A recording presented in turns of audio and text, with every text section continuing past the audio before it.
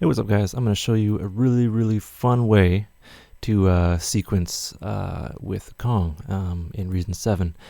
So you have Kong. It's like a machine NPC like drum pad, and it works great for that. But what I want to do is I want to show you a really cool way to make grooves in a sequencer-based formula. So what I'm going to do is I'm going to add a few instances of the matrix pattern sequencer. So what I'm going to do is I'm going to set this to 4 steps, so that's 1 bar.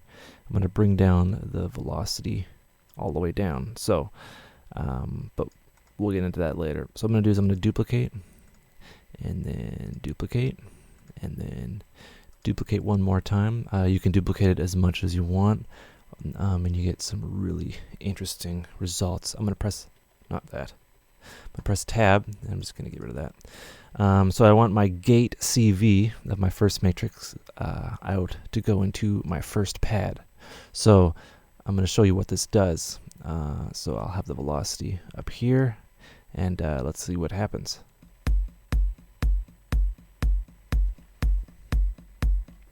Right, we're sequencing in little hits, and this is like a pattern, but it's a single step. You can't have more than one step, as far as I know, right?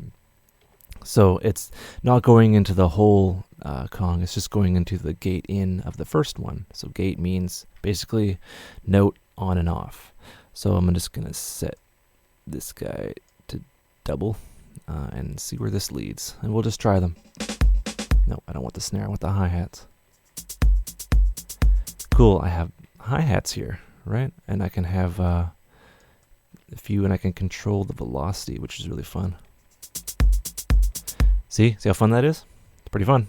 I'm going to find something else. You have to make sure that's actually on. So I'll just have this here. And gate C.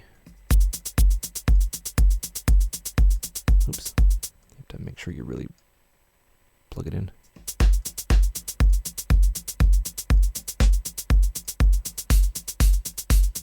There, I'll have a ride to go over top the kick to make it sound pretty cool. Right, so now what I'll do is I'll look for that snare. Right, I don't want it, I don't want it to be at the end of every bar. I want it at the end of every second bar. So I can just increase the step count to 8. So now,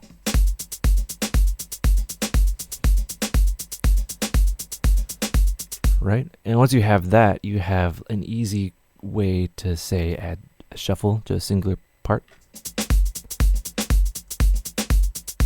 Right?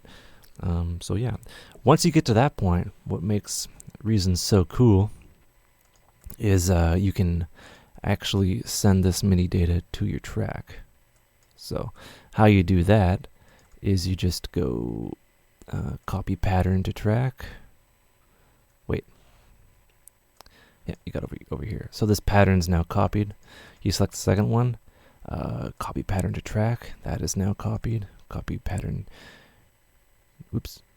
Whoa. Copy pattern to track. And this last one, copy pattern to track. So now it's all kind of in there, right? And that way, the cool thing about Reason is you can zoom into something, edit it, and then somehow, like they thought of everything, you can move it back into the track. The whole scheme of the whole track, you can go from like one finite detail back out without doing like 20 other steps that you would expect to do. Say, okay, I'll have this pattern.